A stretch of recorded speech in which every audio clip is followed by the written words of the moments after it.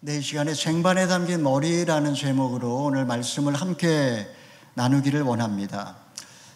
저희 가운데 시리아를 다녀오신 분들이 몇 분이 계십니다. 시리아의 수도가 다마스쿠스인데 거기에 움마야드 사원은 이슬람교도들이 가장 중요하게 여기는 그런 사원 가운데 하나입니다. 그곳에는 술탄 살라흐 하틴 유수프의 무덤이 있습니다. 그는 12세기 십자군과의 전쟁에서 예루살렘 성을 재탈환한 무슬림들의 영웅이 잠들어 있습니다.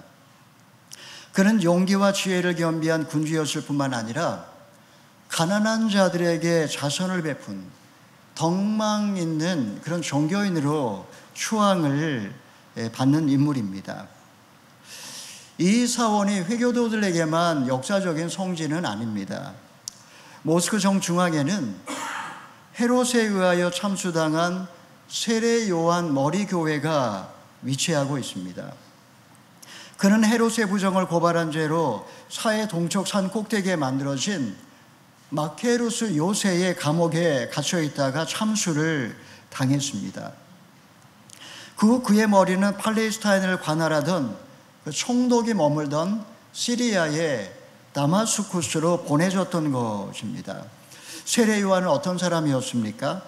그는 세상의 권력 앞에 거침없는 음성으로 권력의 불의를 고발했고 거짓의 가면을 사정없이 버텨냈던 시대의 양심이었습니다. 그는 힘 있는 사람들의 눈에 가시와 같은 존재였습니다. 하지만 오랜 수탈에 시달려온 백성들에게 그는 메시아일지 모른다는 그런 기대감을 주는 그런 인물이었습니다. 세례 요한은 단호한 음성으로 나는 메시아가 아니라고 분명하게 밝혔습니다. 오늘 본문은 참수당한 세례 요한의 머리가 쟁반에 놓여서 한 소녀의 손에 들려있는 모습을 보여주고 있습니다. 왜 헤롯은 의롭고 거룩한 세례 요한의 말을 달게 들으면서도 그를 죽일 수밖에 없었던 것일까요? 저자 마가는 세례 요한의 죽음을 사복음서 가운데 가장 상세하게 전하면서 도대체 초대교회 성도들에게 무엇을 가르쳐 주려고 했던 것일까요? 오늘날 우리들이 세상의 쇠매 고난을 당할 때 붙들어야 되는 소망은 무엇일까요? 이 시간에 우리는 본문 말씀을 통해서 그리스도인의 고난과 죽음에 담긴 구속사적 의미에 대하여 함께 말씀을 살펴보고자 합니다. 먼저 배경을 좀 설명을 드리면 예수님께서 오랜만에 고향을 방문하셨을 때 배척을 당하셨습니다. 우리 지난주 본문이죠. 환대를 기대했던 제자들은 의기소침해져서 발걸음을 돌렸습니다. 예수님은 주눅 들어있던 제자들을 둘씩 짝을 지어서 거지 전도 여행을 보내셨습니다.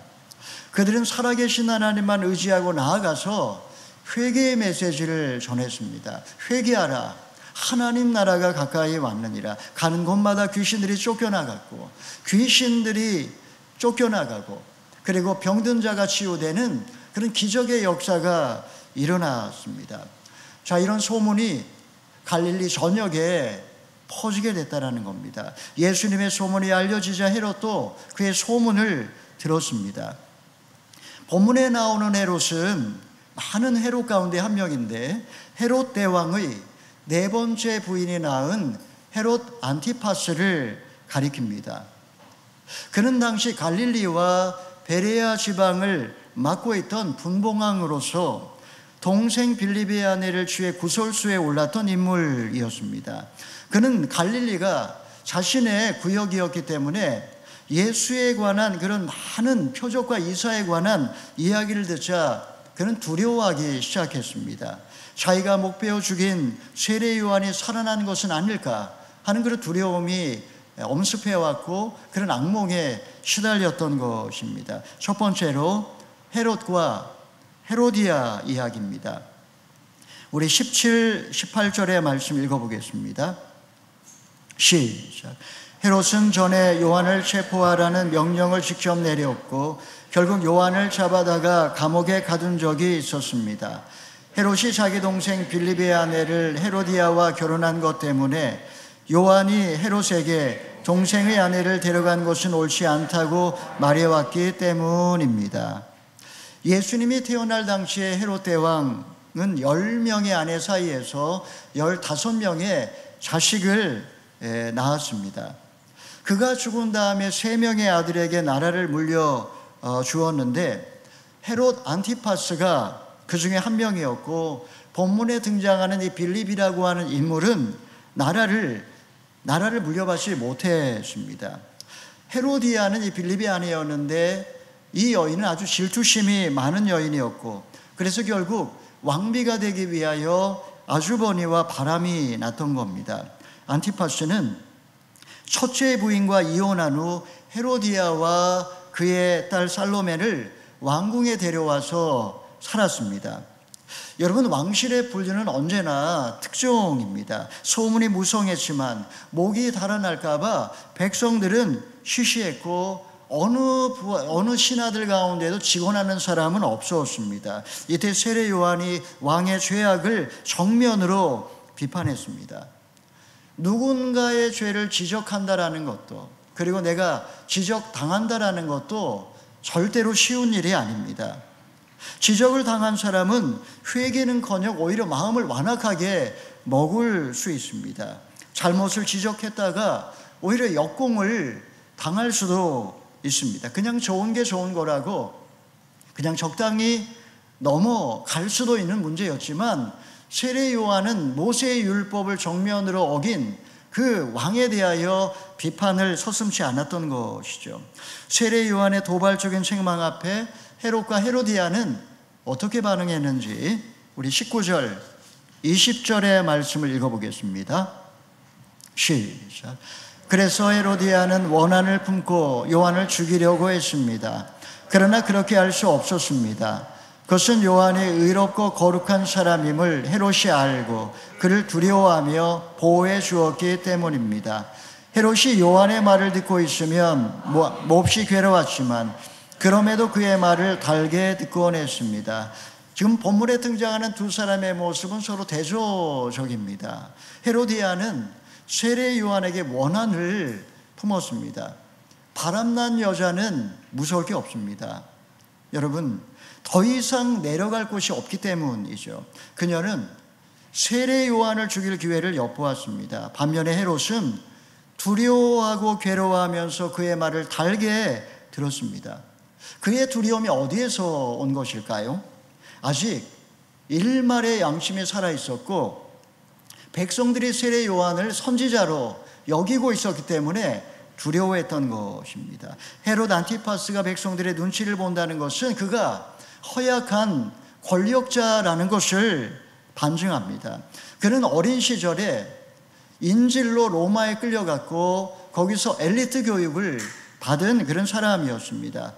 분봉왕이 된 다음에는 갈릴리의 도시를 건설해서 티베리우스라고 명명을 하고, 그리고 로마 황제 티베리우스에게 이 도시를 헌정할 만큼 아주 처세술에 능한 사람이기도 했습니다. 반면에 백성들은 헤롯 안티파스의 어머니가 사마리아인이었기 때문에 그의 정통성을 인정해 주질 않는 그런 왕이었습니다. 헤롯은 전처를 버리고 동생의 아내이자 사촌 동생과 결혼했으니까 일말의 가책을 느꼈을 겁니다. 쓴소리를 하는 세례 요한이 대중의 주목을 받는 게 점점 거슬렸습니다. 아내의 바가지도 견디기가 힘들었을 겁니다. 죽일 수도 없고 그렇다고 해서 살려둘 수도 없는 그런 상황에서 지금 세례 요한을 감옥에 가둔 상태로 그냥 놔두고 있습니다. 전에는 그의 말을 달갑게 들었습니다. 심지어는 어떻게 해서든지 요한을 죽이려고 하는 헤로디아로부터 세례 요한을 보호해 주려고까지 했습니다. 하지만 여기까지입니다. 헤롯의 이중적인 이런 삶은 오래 갈 수가 없었던 것이죠. 헤롯이 세례 요한의 일로 아직 근심하고 있다면 아직은 희망이 있다는 증거입니다. 우리 고린도후서 7장 10절에서 11절의 말씀을 읽어보겠습니다. 시작. 하나님의 뜻대로 하는 근심은 구원에 이르는 회개를 가져오므로 후회할 것이 없습니다.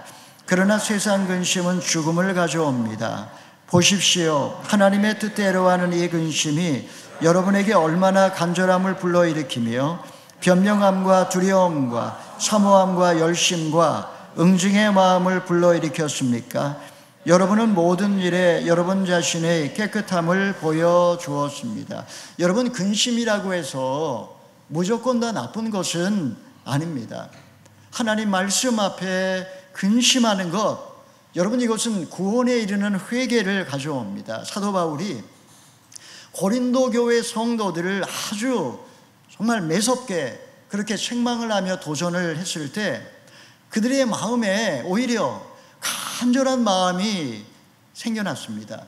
두려움과 사모함과 열정이 일어났고 죄에 대한 분노와 돌이키는 마음이 생겨났습니다. 근심이 있을 때 그 근심을 인간적으로 고민하는 것에 그치지 아니하고 영적으로 스트러글을 하면 몸부림을 칠 때 그것이 오히려 우리의 삶의 구원을 가져온다라고 사도 바울은 이야기를 하고 있습니다. 여러분, 지금 나는 어떠한 두려움과 죄책감이 있습니까? 그것이 나의 죄 때문이라는 사실을 인정하십니까? 죄를 회개하지 않아서 더 큰 인생의 위기를 맞고 있지는 않습니까?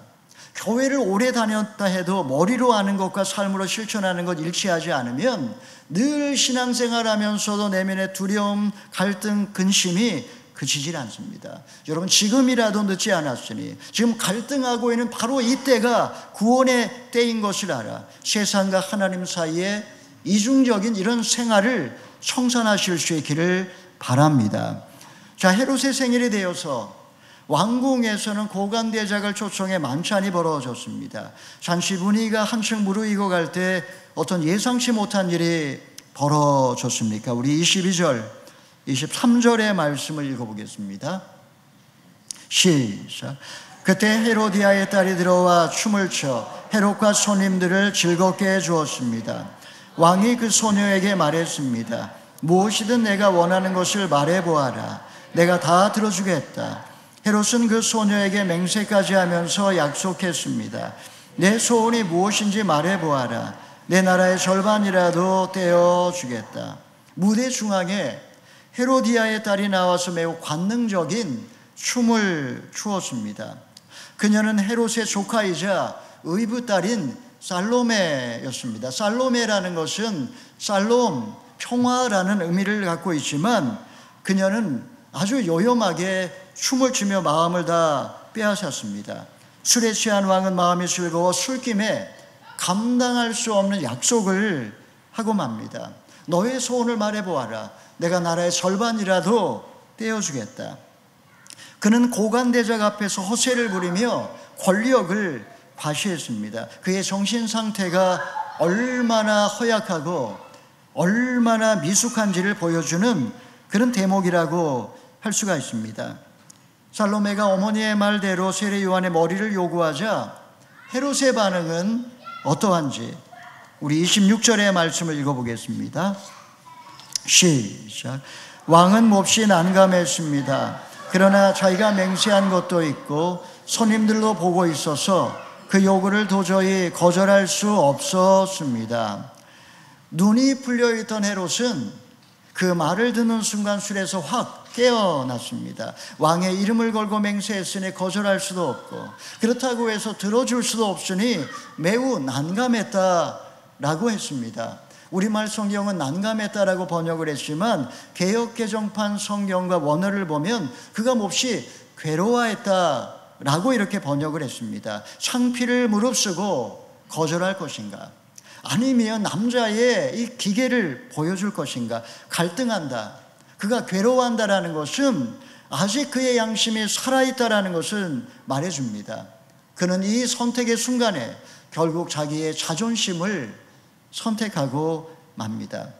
아마 자리에 앉아있던 고관대작들은 그 순간에 아마 환호성을 지르며 왕의 만세를 불렀을지 모르겠습니다. 헤롯은 축배를 들었지만 쓴웃음을 지었습니다. 마음이 꺼름직했기 때문입니다.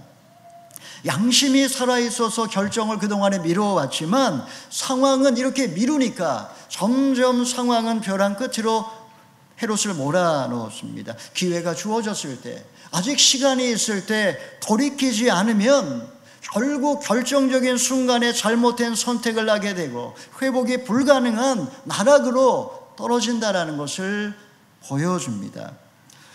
여러분, 그 헤롯은 어떻게 되었을까요?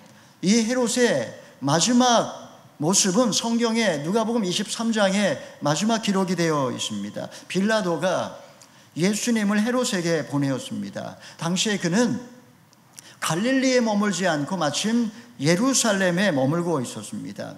그는 예수님을 만나자마자 매우 기뻐했습니다. 소문으로 들어왔던 예수를 만났을 때 그는 예수님이 어떤 기적을 베풀지 않을까, 이런 호기심이 있었습니다. 하지만 예수님이 그에게 아무런 반응도 보이지 않자 그는 예수님을 희롱한 뒤에 흰옷을 입혀서 돌려보냈습니다. 전에는 빌라도와 그 헤롯이 원수지간이었지만 이날로부터 두 사람이 친구가 되었다라고 했습니다. 여러분, 지금 누가복음 26장에서 헤롯의 모습을 보면 전혀 양심의 가책도 갈등하는 모습도 찾아볼 수가 없습니다. 그는 완전히 망가질 대로 망가진 그런 폭군의 모습을 보입니다. 세례 요한을 죽였던 그는 이후로 완전히 무너져서 그야말로 예수님을 죽이는데 전혀 가책을 느끼지 않고 공모자가 되었습니다. 그 후에 7년의 세월이 흐릅니다. 첫 번째 부인, 이혼당했던 그 첫 번째 부인의 아버지 나바테아 왕이 갈릴리로 쳐들어왔습니다. 로마의 지원을 요청했지만 황제는 지원군을 파견하면서 이 갈리굴라 황제는 일부러 늑장을 부렸습니다. 결국 헤롯과 헤로디아는 갈리아로 저 변방으로 추방되었고 거기서 결국 두 사람은 죽고 말았던 것입니다. 하나님은 우리에게 양심이라는 것을 주셨습니다. 그것은 하나님을 매우 닮아 있기 때문에 불신자일지라도 양심의 목소리에 귀를 기울이면 어느 정도 도덕적인 인간으로 살아갈 수 있습니다. 양심은 인간을 인간으로 만들어가는 최후의 보루라고 할 수가 있습니다. 인간이 양심을 따라 살지 않으면 본능적으로 악의 이끌림을 받을 수밖에 없습니다. 결단을 미루거나 아니면은 알면서도 외면해버리면 결국에는 결정적인 순간에 걷잡을 수 없는 나락으로 떨어진다라는 것을 지금 헤롯은 우리에게 보여줍니다. 지난 한 주간 저희가 생명의 삶 큐티를 묵상하면서 정말 죄 앞에 너무나 터무니없이 무너져버린 다윗에 대하여 살펴보았습니다. 여러분, 다윗이 한순간에 무너져 내린 게 아닙니다. 아주 서서히 그가 무너져가는 모습을 우리는 성경을 통해 살펴보았습니다. 젊은 시절에 그는 너무나 순전한, 영적으로 너무나 예민한 그런 사람이었습니다. 그리고 이제 중년의 때가 되었을 때 그는 왕궁의 지붕을 거닐면서 욕정에 빠져버립니다. 그는 충신 우리아를 맹렬한 사지로 몰아넣어 죽였고 그의 아내마저 빼앗는 파렴치범으로 변해 있었습니다. 그리고 다시 1년의 세월이 흐릅니다. 나단 선지자가 찾아와서 하나밖에 없는 암양을 빼앗은 부자 이야기를 하지만 그는 전혀 자기의 죄를 보지를 못합니다. 그의 양심은 화인 맞았고 너무나 뻔뻔한 모습을 보여주었습니다. 볼같이 화를 내면서 그런 나쁜 짓을 하는 자는 죽어 마땅하다고 했습니다. 왕이 바로 그런 사람입니다. 나단 선지자의 책망 앞에 손간 그는 정신이 번쩍 들었습니다. 다윗은 죄를 숨기기 위하여 나단 선지자를 죽이지 않았습니다. 그는 왕의 체면에도 불구하고 눈물로 통회하며 자복했고 죄로 인해서 주신 하나님의 심판도 그는 달게 받았습니다. 여러분, 만약에 내가 지금 죄로 인해 고통을 느끼고 있다면 아직 희망은 있습니다. 말씀을 묵상하면서 나의 죄를 발견하고 설교를 들으면서 나의 잘못을 인식한다면 아직은 내가 살아있다는 증거입니다. 양심의 소리에 귀를 막아버리고 나의 죄를 보려고 하지 않는다면 영혼은 서서히 질식해버리고 더 이상 하나님의 음성은 들려오질 않습니다. 하나님 말씀 앞에 나의 죄를 보고 괴로워하고 갈등하고 있다면 여러분, 회개할 때 하나님은 놀라운 죄사함의 은총을 주십니다. 사랑하는 여러분, 여러분 지금 무엇 때문에 마음에 근심하고 있습니까? 하나님 눈치를 보면서도 여전히 내 뜻대로 행하는 그 죄악은 무엇입니까? 하나님의 형상대로 창조된 인간이 죄의 수렁에서 벗어나지 못하는 이유는 헤로디아의 욕심과 헤롯의 허세 때문입니다. 하나님의 말씀 통해서 이 시간에 나의 죄를 보게 해주신다면 겸손하게 인정하고 예수님의 십자가를 다시 한번 붙으실 수 있기를 바랍니다.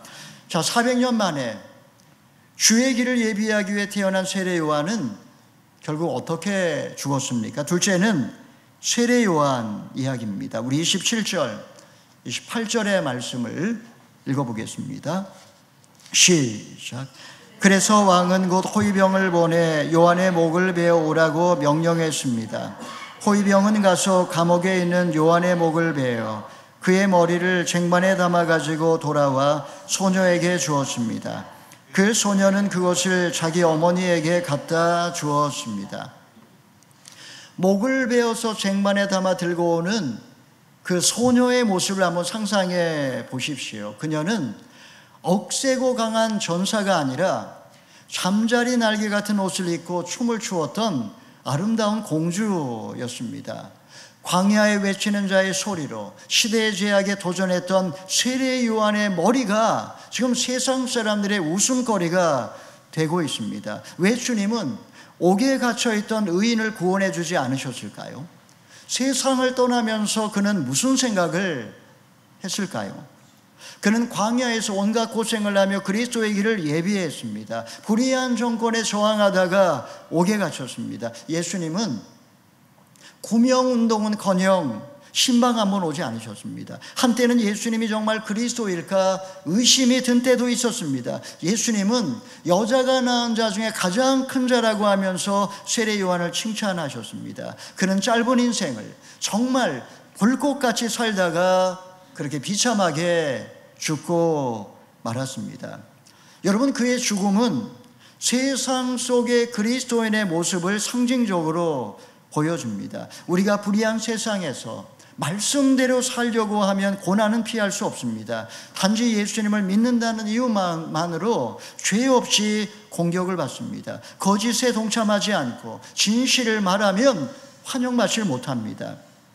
기독교 박해 지역뿐만 아니라 계몽된 서구 사회에서조차도 기독교인에 대한 반감은 크게 다르질 않습니다. 자, 이런 악한 시대의 그리스도인은 어떻게 살아야 할까요? 베드로전서 1장 13절 14절의 말씀 읽어보겠습니다. 시작. 그러므로 여러분은 마음의 허리를 동이고 정신을 차려 예수 그리스도께서 나타나실 때 여러분에게 주실 은혜를 끝까지 바라보십시오. 여러분은 순종하는 자녀로서 전에 무지한 가운데 따라 살던 욕망을 본받지 말고 여러분을 부르신 분이 거룩하신 것처럼 여러분도 모든 행실에 거룩한 자들이 되십시오. 지금 사도 베드로가 소아시아에서 핍박을 받아 흩어져 있는 성도들에게 지금 편지를 보낸 내용입니다. 궁전에서 벌어지고 있는 파티는 어떻게 보면 세상의 권력과 욕망의 끝판을 보여줍니다. 방탕함과 술 취함과 음란과 호색은 어느새 세상의 문화가 되어버렸습니다. 가진 자는 더 많이 갖기 위하여 다투고 없는 자는 가진 자를 시기합니다. 여러분, 우리가 믿음으로 살면 그 믿음의 결과는 영혼의 구원입니다. 사도 베드로는 너희가 이런 세상의 문화를 본받지 말고 마음의 허리를 동이고 정신을 차려서 주님의 재림을 기다리며 은혜를 끝까지 붙잡으라고 그렇게 핍박받는 성도들에게 권면을 하고 있습니다. 우리 안에 거하시는 성령은 그리스도의 고난과 그 후에 얻게 될 영광을 끊임없이 우리에게 증언합니다. 세례 요한도 그리스도의 영이 임하였기에 고난과 죽임당하는 길을 선택했습니다. 여러분, 바로 이것이 구약의 선지자들과 신약의 사도들이 갔던 길입니다. 세상을 변화시키는 것, 여러분, 이것이 우리의 목적이 아닙니다. 영혼의 구원과 하나님의 나라의 완성은 오랜 고난의 역사를 통과한 후에 마지막 날에 성취될 것입니다. 세례 요한의 제자들이 소식을 듣자마자 달려와서 시신을 수습해 무덤에 안치를 했습니다. 누구도 세례 요한의 머리를 달라고 말하지 못했습니다. 결국 그의 머리는 팔레스타인을 관할하던 총독이 머물고 있던 시리아 다마스쿠스로 보내졌습니다. 본문의 저자 마가는 세례 요한의 그 죽음이 얼마나 큰 충격이었는지를 가장 상세하게 그렇게 저술하면서 우리 그리스도인들 앞에 지금 기다리고 있는 고난에 대하여 지금 암시하고 있습니다. 세례 요한처럼, 예수님처럼, 바울과 베드로처럼 마가 자신도 그러한 삶을 살다가 영광스럽게 죽었습니다. 4월 25일은 안작데이지만 동시에 마가가 순교한 날입니다. AD 68년 4월 25일 마가가 순교했습니다. 전승에 의하면 마가는 알렉산드리아로 건너가서 가장 먼저 만난 사람이 팔에 장애가 있는 구두 수송공이었는데 안수기도에서 그의 팔을 낫게 해주고 그의 모든 가족이 예수를 믿고 교회가 세워졌습니다. 이제 리더들을 세우고 이제 교회가 부흥을 맞이할 즈음에 이집트인들은 마가를 붙잡아 목에다가 밧줄을 걸고 저녁 내내 끌고 다녔습니다. 다음 날 그들은 만신창이가 된 그의 몸을 불타는 장작더미 위에 올려놓았습니다. 그때 먹구름이 몰려왔고 폭우가 쏟아지면서 그 불을 꺼버렸다고 합니다.